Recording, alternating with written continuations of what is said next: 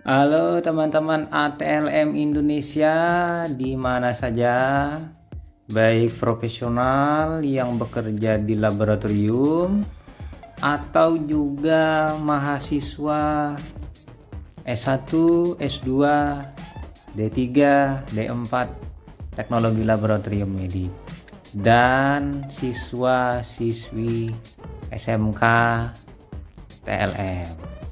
Kali ini kita membahas mengenai hematologi 2, yang mana materinya kali ini tentang anemia dan klasifikasi. Jadi hari ini awal-awal materi dari anemia, pengertiannya hingga klasifikasinya. Yang mana materi ini saya kompilasi dari beberapa materi yang saya punya dan materi dari internet. Oke, masih bersama saya Ahmad Lab di channel ATLM Indonesia. Mari kita simak bersama-sama materi ini.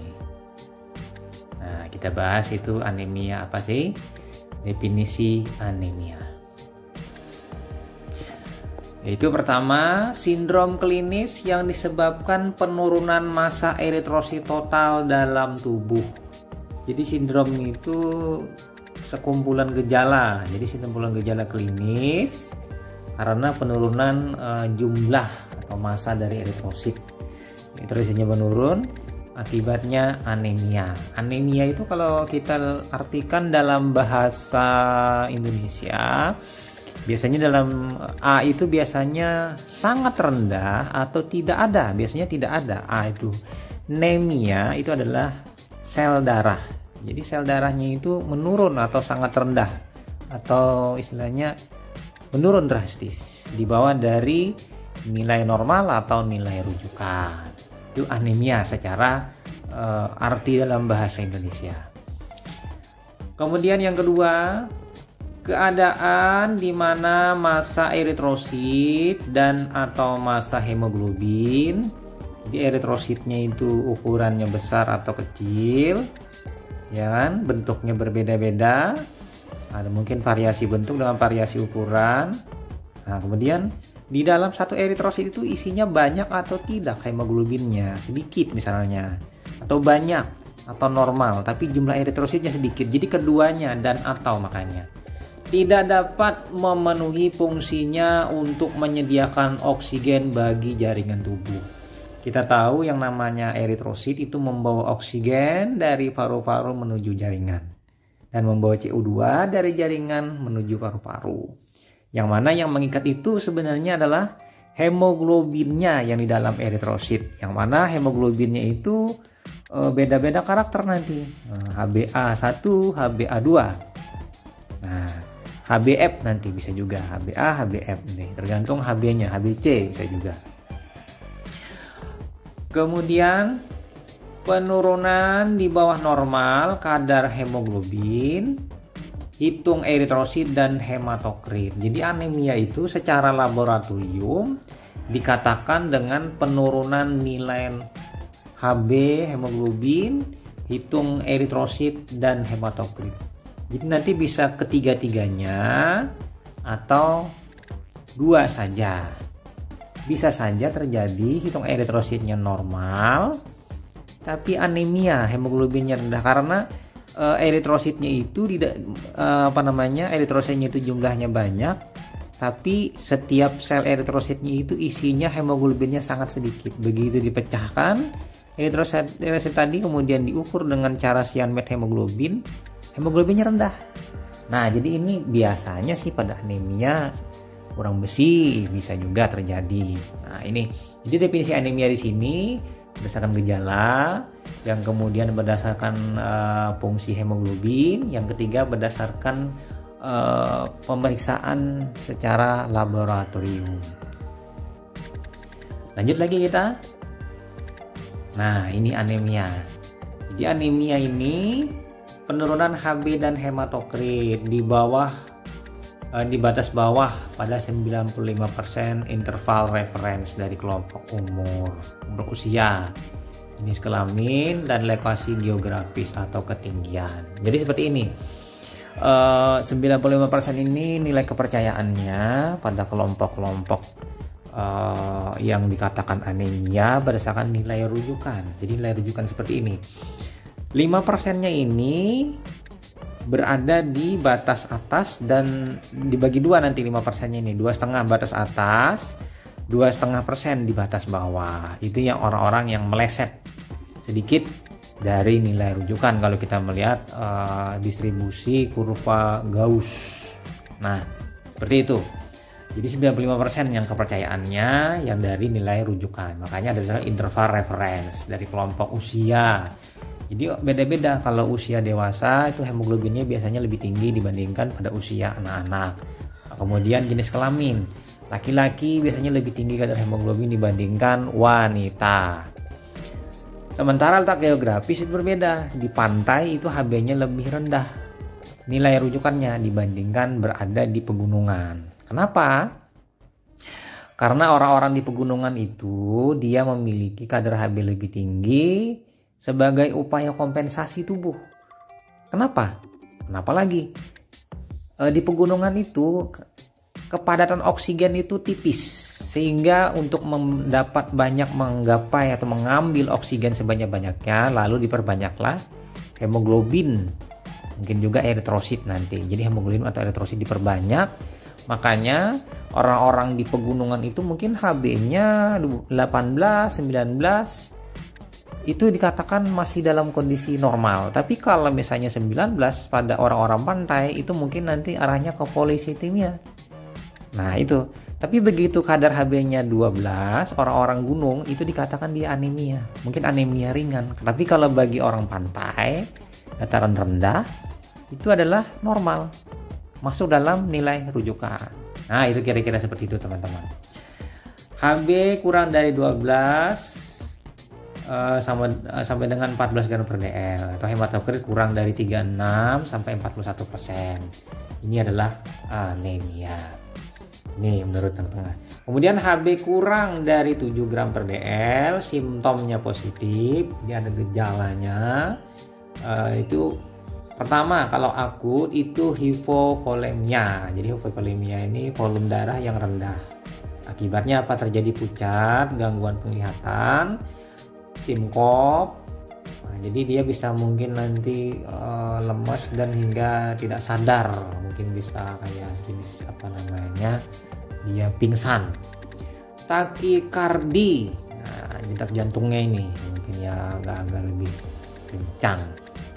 Kronis, tisu hipoksia, jadi hipoksia pada jaringan, jadi fatigue, dyspnea, headache, dan angina. Jadi terjadilah gejala-gejala yang terjadi sebagai sebuah sindrom nanti dikumpulkan pada kasus kronis.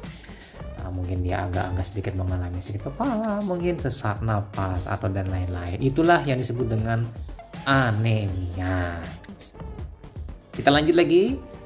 Anemia ini kita bisa melihat dia tidak fokus, lelah, lemas, pusing, mual, wajah pucat. Itu tanda-tanda anemia. Di anemia itu biasanya lebih banyak menyerang pada wanita, terutama wanita hamil. Walaupun tidak semua wanita hamil itu anemia. Nah, anemia ibu hamil ini ya unik sih. Dapat dikatakan dia anemia kurang besi lebih banyak. Walaupun juga nanti ada yang kurang vitamin B12 atau asam folat. Tapi ada juga tapi biasanya wanita hamil ini karena kebutuhan besi yang meningkat dipakai oleh si anak, janin, dan si ibunya, perlu kedua-duanya. Jadi separuh-separuh. Dan ditambah lagi nanti pengenceran atau hemodilusi. Nah, ini karena salah satu hemodilusi ini kembali lagi kita ke albumin.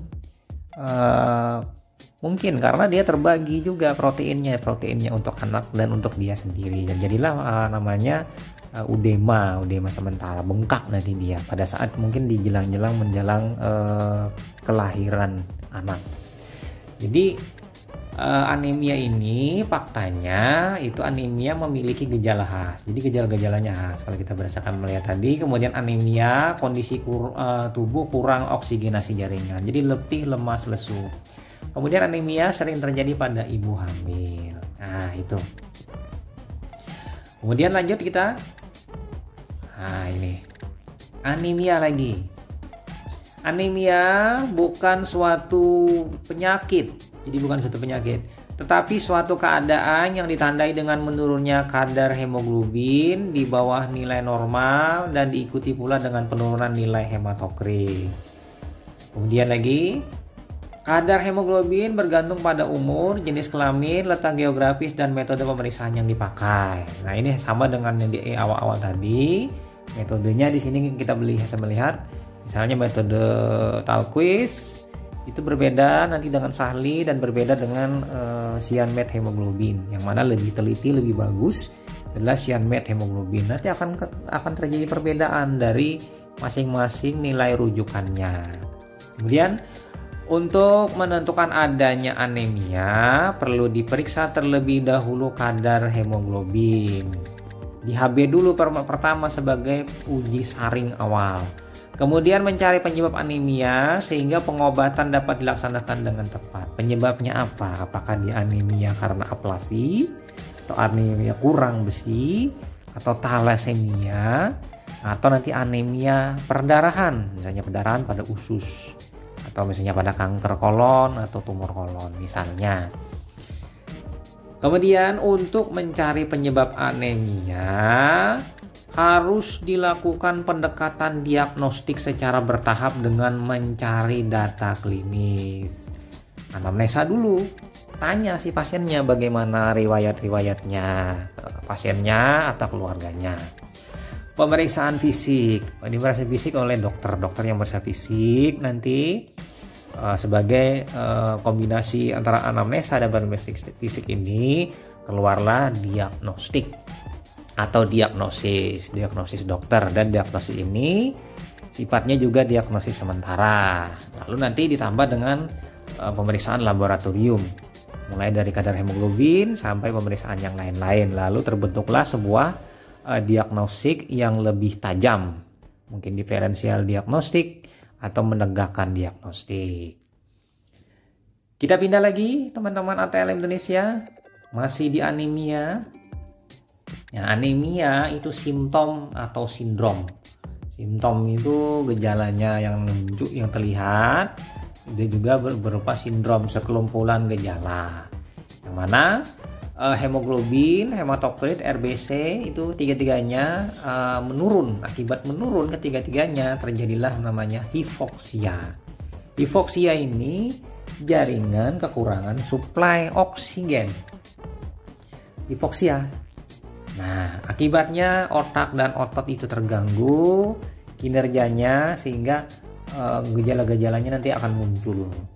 Tapi bila kondisinya anemianya di awal-awal atau anemianya sifatnya anemia akut dulu, tubuh akan nanti melakukan proses kompensasi hingga nanti sampai kronis dia tetap melakukan kompensasi sebagaimana sekuat-kuatnya dia nanti tubuh melakukan proses kompensasi, yaitu pertama heart rate meningkat. Jadi tekanan darah itu dari jantung itu meningkat, terjadilah namanya takikardia.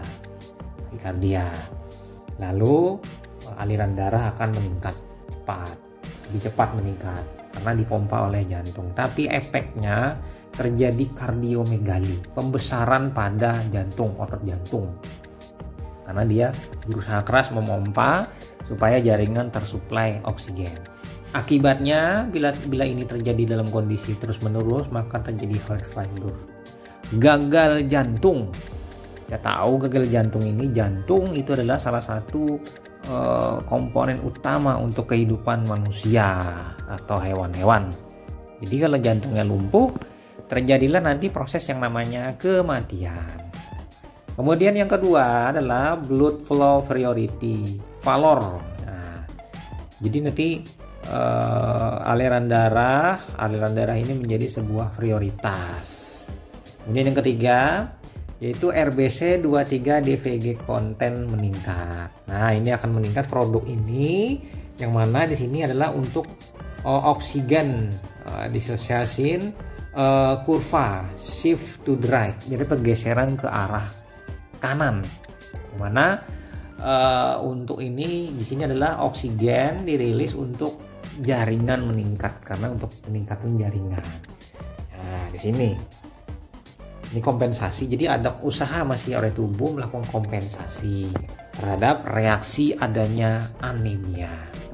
Nah kita pindah lagi teman-teman ATL Indonesia. Klasifikasi anemia berdasarkan patofisiologinya, penyebabnya, kausanya. 1. Kegagalan produksi sel darah merah. Jadi di sumsum tulang itu mengalami kegagalan produksi sel darah merah. Pada kondisi-kondisi pertama, gangguan sel induk hematopoiesis, anemia aplastik. A itu tidak ada, plastik itu plasi, produksi sel darah. Jadi tubuh rendah sekali memproduksi sel darah karena sel induknya ini yang mengalami gangguan. Nah, mungkin karena gangguan dari penyinaran, mungkin karena pengaruh obat menekan dari sistem sumsum tulang, misalnya ini. Kemudian yang kedua, gangguan sintesis DNA. Jadi DNA ini mengalami gangguan sintesis pembelahan karena kekurangan suatu zat yang ikut dalam reaksi pembentukan dari inti atau DNA. Ini misalnya pada anemia megaloblastik. Biasanya ini anemia kurang vitamin B12 dan atau asam folat. Artinya bisa B12 saja, bisa asam folat saja, atau keduanya. Yang mana kita tahu vitamin B12 itu didapat hanya dengan memakan produk hewan. Jadi kita harus makan daging hewan, itu baru dapat B12. Walaupun sekarang sudah ada si B12 dalam bentuk vitamin B12 suplemen.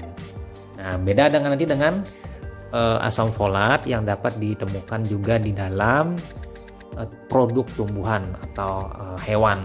Nah, kemudian yang C, gangguan sintesis hemoglobin. Hemoglobinnya di sintesis ini terganggu karena apa? Pada anemia defisiensi besi. Jadi besi itu dari hemnya ini. Hem itu intinya adalah besi. Jadi hemoglobin terdiri dari hem dan globin. Nah, hemnya ini, cincin tetravirolnya atau tetravirinnya ini memiliki intinya besi. Besinya kurang. Nah, hemoglobinnya terganggu. Atau pada talasemia. Talasemia ini gangguan pada rantainya tertukar jenis asam aminonya. Nah, ini berbeda sedikit saja sudah berubah ini. Nah, ini ada pada talasemia. Jadi di sini yang bermasalah adalah hemoglobinnya. Kemudian yang D, gangguan sintesis eritropoietin. Misalnya pada anemia karena GGK, gagal ginjal kronis. Nah, ini seperti ini penjelasannya, saya jelaskan sedikit. Ginjal itu terdiri dari medula dan kortek. Nah, di ginjal itu di bagian korteknya itu ada tempat area produksi eritropoietin di sana. Jadi hormon eritropoietin dibentuk di wilayah kortek ginjal. Nah, karena gagal ginjal, kerusakan ginjal, maka juga mengalami kerusakan juga tempat produksi eritropoietin. Akibatnya si hormon eritropoietin ini menurun berarti menurun juga rangsangannya kepada sumsum tulang untuk memproduksi atau proses eritropoiesis. Nah, seperti itu mekanismenya. Jadi seperti ini. Orang dengan gagal ginjal, eritropoietin turun. Eritropoietin turun berarti terjadi anemia. Namanya anemia gagal ginjal kronis. Nah, seperti itu teman-teman. Di khas nanti pada orang gagal ginjal kronis ini. Hemoglobin rendah, eritrosit rendah atau anemia. Sementara urea kreatinin nanti meningkat. Mungkin disertai dengan asam urat nanti. Mungkin juga albumin yang rendah juga. Seperti itu nanti gambaran khasnya. Kita pindah lagi lanjut. Ya masih lagi tambahannya yaitu Gangguan karena mekanisme lain, misalnya anemia karena penyakit kronis. Dia kena penyakit, akibatnya tubuh itu mengalami penurunan sintesis. Nah, sintesis dia penyakit. Mungkin asupannya yang rendah, nutrisinya, sehingga dia terjadi anemia. Yang kedua, anemia sideroblastik. Ini anemia karena terjadi gangguan dalam proses pembentukan di hemoglobinnya. Terjadi nanti ring sideroblast, cincin di dalam berupa bintik-bintik yang melingkar nanti di dalam eritrosit sebagai suatu benda apakah itu, kalau tidak salah itu benda inklusi. Kemudian anemia karena infiltrasi sumsum tulang. Jadi ada suatu proses infiltrasi, pengambilan wilayah tempat pertumbuhan si produksi eritrosit, infiltrasi namanya proses pengambilan. Jadi diambil tempat pertumbuhannya terdesak oleh sel-sel ganas atau sel-sel tumor. Jadi terjadilah anemia karena kasus keganasan kalau infiltrasi ini pada sumsum tulang. Ini contohnya. Kemudian yang kedua yaitu tadi peningkatan destruksi sel darah merah. Jadi eritrosit itu mengalami kerusakan yang meningkat, pecah eritrositnya, pecah. Nah, ini misalnya pada anemia hemolitik. Anemia hemolitik ini karena pecahnya sendiri disebabkan oleh faktor internal, pecah sendiri, misalnya karena difagositosis karena dia bentuknya abnormal seperti sel sabit, atau karena faktor luar, misalnya itu anemia karena terinfeksi plasmodium falciparum misalnya, pecah karena pertumbuhan dari malaria tadi. Kemudian yang ketiga, kehilangan darah, blood loss. Yang mana di sini anemia karena perdarahan akut. Ini anemia terjadi mendadak sekali. Misalnya si pasien tadi karena kecelakaan lalu lintas atau kecelakaan kerja yang menyebabkan luka yang lebar dan luas. Akibatnya darah keluar lebih banyak. Mungkin mencapai bisa sampai 1 liter atau lebih. Ya bisa juga karena mungkin proses perkelahian menggunakan benda tajam, misalnya kena tebas misalnya oleh suatu benda tajam. Nah, itu terjadilah anemia perdarahan. Jadi darah tuh lebih banyak keluar selama proses di kejadian hingga dibawa ke rumah sakit. Saat dibawa ke rumah sakit nanti diperiksa. Biasanya kadar hemoglobin tidak semerta turun. Misalnya HB dia 14, mungkin dia 13 atau 12. Tapi tunggu nanti sekitar beberapa jam kemudian, anggap 6 jam kemudian, terjadi proses perputaran sirkulasi, maka HB-nya mendadak turun nanti. Nah, seperti itu. Lanjut lagi kita, teman-teman ATL Indonesia, anemia berdasarkan morfologi yang selanjutnya. Pertama, anemia secara morfologi eritrosit dilihat dari ukuran dan warna. Jadi MCV dan MCH-nya dilihat ini. Jadi ini sebenarnya kalau berdasarkan perhitungan, tapi kalau di bawah mikroskop kita melihat dulu ukurannya. Kecil, besar, sedang, warnanya pucat, merah atau normal, atau berdasarkan indeks eritrosit. Nah, ini tadi MCP, MCH dan MCHC. Nah, kriteria ukuran atau size itu normositik, mikrositik, dan makrositik. Ini ada 3. Normal, kecil, dan besar. Kemudian kriteria warna itu adalah color, dia bisa kepucatannya itu normokromik, warnanya normal, hipokromik, warnanya itu pucat, atau hiperkrom, warnanya lebih tua. Nah, ini cara mengetahui ukuran eritrosit membandingkan dengan inti sel limfosit kecil di bawah mikroskop. kita tahu ukurannya kurang lebih hampir sama ukuran limfosit dengan eritrosit, itu berarti normositik. Eritrosit itu ukurannya 7 sampai dengan 8 diameter ukurannya, sementara limfosit itu ukurannya 7 sampai dengan kalau tidak salah 14 kah kalau tidak salah, kalau 7 sampai 10 mikron, itu tergantung dari limfositnya. Jadi kalau kita membandingkan ini, pakailah limfosit yang ukuran kecil, limfosit T, bukan limfosit yang B. Limfosit B itu lebih besar sedikit. Nah, ukurannya sama. Kemudian apabila lebih kecil daripada limfosit, itu adalah mikrositik. Sementara lebih besar itu adalah makrositik. Kemudian dengan menghitung MCV, main cell volume. Jadi main cell volume, ukuran volume rata-rata eritrosit. Ukurannya eritrosit MCP-nya itu bila besar, kecil, atau sama nanti. MCP sama dengan PCP bagi eritrosit kali 10. Keluarnya adalah satuannya femtoliter. Mana 1 femtoliter sama dengan 10 pangkat min 12 liter sama dengan 1 mikron kubik. Nah, normalnya dewasa itu 80 sampai 100 femtoliter, di bawah 1 tahun itu 76 sampai 86 femtoliter. Ini berdasarkan perbedaan dari umur.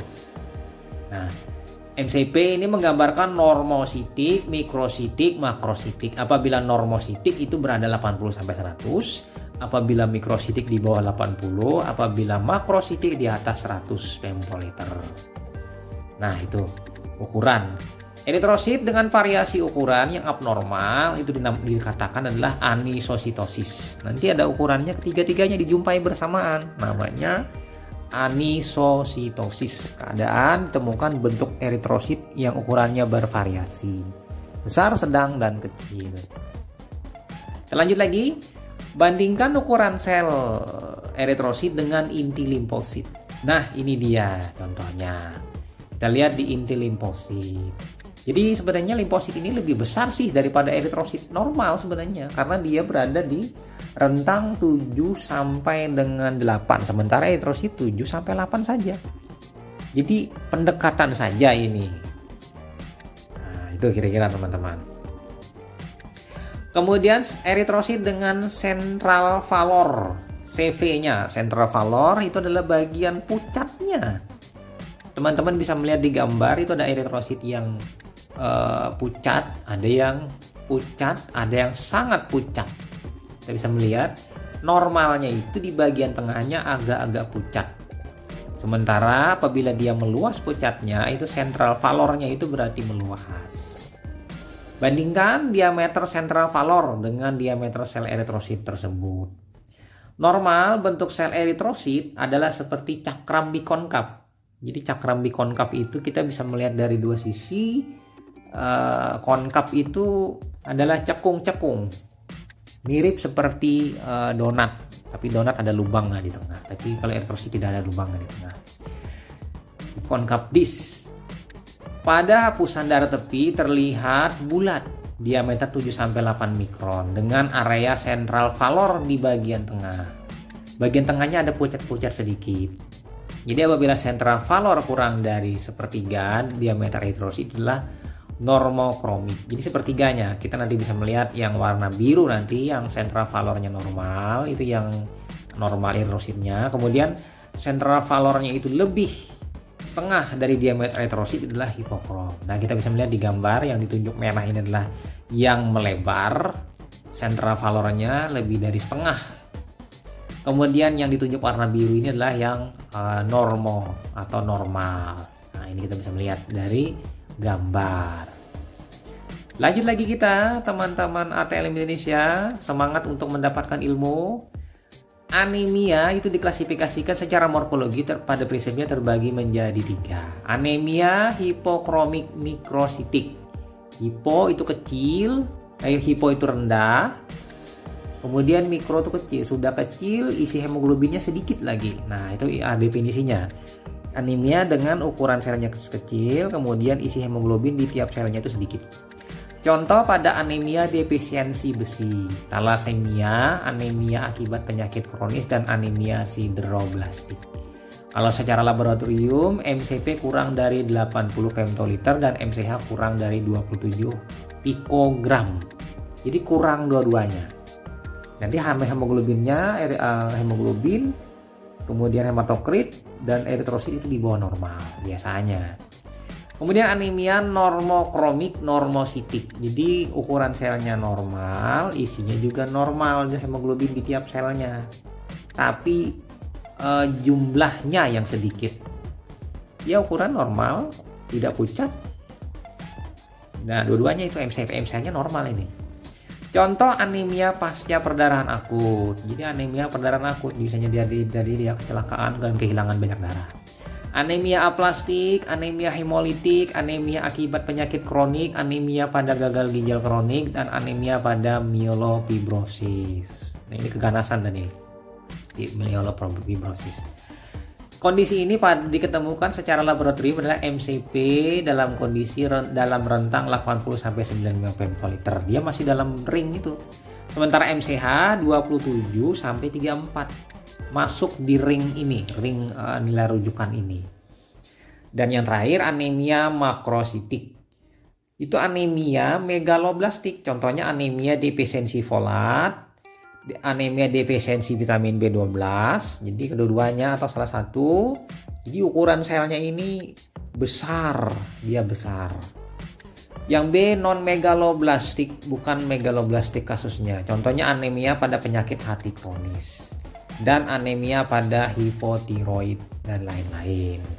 Bisa terjadi karena megaloblastik dan non megaloblastik. Kesalahan pada pembentukan pembentukan pada DNA ini dengan sitoplasma berbeda, berselisih. Jadi besar dia nanti. Ini MCP-nya lebih dari 95 femtoliter nanti. MCP-nya yang terganggu secara laboratorium diukur nanti. Kita pindah lagi teman-teman. Kita lihat contohnya normokromik normositik adalah ini. Kita bisa melihat ukuran selnya rata-rata di sini hampir setara, ukurannya hampir sama.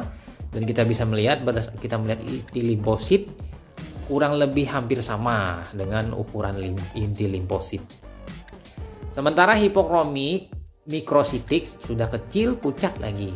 Nah, ini seperti ini gambarannya, seperti bulat-bulat kosong di bagian dalamnya. Ditunjuk pada panah warna merah. Yang tadi kan di panah biru, yang ini panah warna merah. Kecil, pucat. Dibandingkan limfosit kan jauh sekali itu, kecil. Kita pindah ke makrosit. Nah, ini yang ukurannya besar. Kita bisa melihat ada makrosit oval, itu anemia megaloblastik ditandai oleh makrosit oval. Ini oval yang besar. Ini ada oval yang paling besar. Nah, ini kita bisa melihat ditunjuk warna biru dan ditunjuk warna kuning. Yang kuning itu yang besar ukurannya, diameternya. Wah, ini bisa mungkin mencapai nanti 10 bahkan 12 nanti mikron. Kita pindah ke tahapan diagnostik anemia. Pertama, untuk diagnostiknya, untuk diagnosis, yaitu keterangan klinis tentang riwayat penyakit dan hasil pemeriksaan fisik. Ya tadi yang di awal-awal kita ceritakan bahwa adanya anamnesa, riwayat bercerita pasiennya dan keluarga pasien dengan berdasarkan wawancara dokter. Dapatlah data-data dari si pasien. Lalu diperiksa fisik, mulai dari tensinya, denyut nadi, respirasinya, mata, kulit, dan lain-lain. Kemudian hefarnya, itu akan didapatkan pemeriksaan fisik dan anamnesa, terbentuklah sebuah diagnosis dokter. Kemudian yang kedua, hasil pemeriksaan darah tepi nanti yang meliputi pemeriksaan kadar hemoglobin. Jadi diambil darah nanti pasien diminta kepada laboratorium untuk pengambilan dan pemeriksaan laboratorium. Kadar Hb, sediaan apus darah tepi, dan bila diperlukan dapat dilengkapi dengan pemeriksaan hematokrit dan hitung retikulosit. Nah, nanti pelengkapnya hematokrit dan retikulosit. Biasanya alat-alat hematologi analizer yang modern yang paling tercanggih dia sudah mencantumkan di sini adalah parameter retikulosit disertai dengan hematokrit. Jadi CBC, sel blood complex count nanti dia. Jadi untuk uji saring ganda hematologi analyzer nanti. Kemudian yang ketiga sudah lewat itu, lalu nanti ditambah lagi dengan pemeriksaan lain, yaitu pengukuran saturasi transferin dengan melakukan pemeriksaan kadar besi serum, iron besi kan, besi ini atau iron, dengan daya ikat total besi total DIBT atau TIBC, total iron binding capacity. Jadi besinya diukur, kemudian saturasinya diukur kemudian nanti daya ikat totalnya diukur, saturasi transferin. Jadi transferinnya bagaimana terhadap responnya terhadap besi. Nah ini biasanya ini lebih banyak ke arah penentuan anemia kurang besi. Yang keempat, evaluasi sediaan sumsum tulang bila diperlukan, misalnya karena anemia infiltrasi. Nah, kita dengan melakukan aspirasi sumsum tulang, itu pemeriksaannya untuk menegakkan diagnosis. Yang kelima, pemeriksaan laboratorium khusus untuk mencari penyebab anemia. Nanti mungkin ditambah dengan pemeriksaan elektroforesis untuk membedakan nanti pada kasus talasemia. Nah, ini nanti tambahan-tambahannya. Oke, lanjut lagi. Kita pindah masuk ke pendekatan diagnostik anemia. Nah, ini kita ulang lagi. Anamnesa pertama. Ini kita bisa melihat onsetnya, kemudian bleeding tendensinya, rutin medicinal, occupation, hobi, travel history, family, diet, GI symptom, menstruation cycle, history of previous pregnancy delivery, alcoholic consumption, dan lain-lain. Ini harus dilihat dari anamnesis. Apakah dia berpergian ke hutan, terjadilah dia terkena anemia karena malaria misalnya, atau dia karena trait keluarganya ternyata thalassemia misalnya, atau hal-hal lain, misalnya dia menstruasi berlebihan. Kemudian pemeriksaan fisik. Nah, pemeriksaan fisik, konjuktiva dan lips valor. Nah, ini valor pucatnya, melihat kepucatannya, atau mouth selosis, tongue, atau lihat di lidahnya, glossitis. Kemudian gum, nails, coilenesia. Kemudian hair, signa de bandera, alopecia. Jadi misalnya dia apakah kebotakan atau keras. Nah, kemudian jaundice, kuning. Misalnya anemia karena terinfeksi plasmodium, dia akan kuning. Peteki, bintik di bawah kulit. Liver dan spleen, apakah livernya ini teraba dan terjadi pembengkakan. Kemudian lymphonodes, limpanya ini mengalami gangguan, misalnya limpa di wilayah lipatan ada limpe, kelenjar limpe. Rektal di bagian anusnya, vaginal torser, untuk melihat penyebabnya apa. Kemudian feet, ulcer, arthritis, bagian kakinya ini apakah ada ulcer atau arthritis pada gangguan misalnya. Ini pendekatannya. Kita lanjut lagi. Pemeriksaan laboratorium. Yang pertama adalah CBC, complete blood count. Nah, ini yang menggunakan hematologi analyzer untuk konfirmasi anemia. Pemeriksaannya hemoglobin, hematokrit dengan RBC, dan juga menentukan tipe anemia berdasarkan MCV, MCH, MCHC, dan RDW. Red cell distribution weight. Jadi lebarnya distribusi sel tadi. Jadi kalau semakin lebar nanti variasinya lebih bervariasi selnya. Kemudian hitung retikulosit, merefleksi respon dari sumsum tulang. Jadi bila retikulosit turun, berarti sumsum tulangnya tidak mampu menyuplai eritrosit lebih banyak. Akselerasinya ini bermasalah nanti. Jadi di sini si sumsum tulang tidak mampu memenuhi kebutuhan dari sel darah tepi atau tubuh menyuplai sel-sel, karena itu tadi melihat dari retikulosit. Nah, seperti ini. Retikulosit itu menurun pada anemia aplastik. Sementara retikulosit itu meningkat pada anemia perdarahan atau anemia kurang zat besi. Nah, ini perbedaannya nanti berdasarkan hitung retikulosit. Yang kemudian selanjutnya PBS, peripheral blood smear, membuat hapusan darah tepi.